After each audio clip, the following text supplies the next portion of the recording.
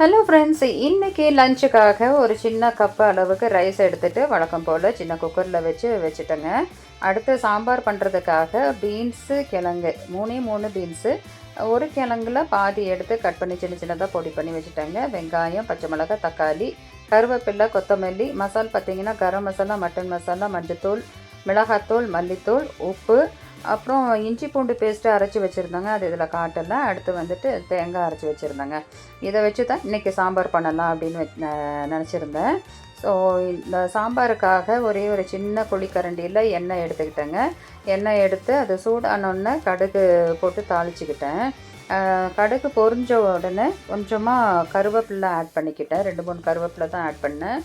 அதை ஆட் பண்ணிவிட்டு அது கூடவே கட் பண்ணி வச்சுருந்த வெங்காயத்தையும் நான் ஆட் பண்ணிக்கிட்டேங்க. வெங்காயம் கூடவே பச்சை மிளகாயும் ஆட் பண்ணிவிட்டேன். இதை வந்துட்டு நல்லா வணங்குறதுக்காக கொஞ்சமாக உப்பு ஆட் பண்ணிக்கிட்டேன். இதை வணங்கிட்டு இருக்கும் பொழுது மஞ்சத்தூள் சேர்த்துட்டு நல்லா வதக்கினேங்க. இதை வதக்கிட்டு இருக்கும்போது அந்த காய் போடணும் இல்லைங்களா, அந்த ஸ்டேஜ் வரும்போது சரி காய் கூட ஒரு 2-3 பீஸ் சிக்கனை ஆட் பண்ணி பார்க்கலாம் அப்படின்னு சொல்லிட்டு ஒரு தோணல் வந்துச்சுங்க. ஸோ அந்த காய் கூடையே நான் வந்துட்டு 2-3 பீஸு சிக்கனும் ஆட் பண்ணிக்கிட்டேன்.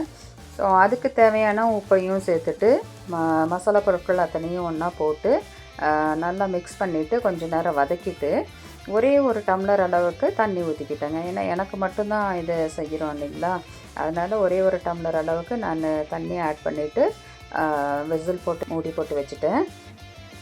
நல்லா வெந்த கடைசியில் ஓப்பன் பண்ணி பார்த்தா ரொம்ப நல்லா இருந்துச்சுங்க. நல்லா வாசனையாக இருந்துச்சு.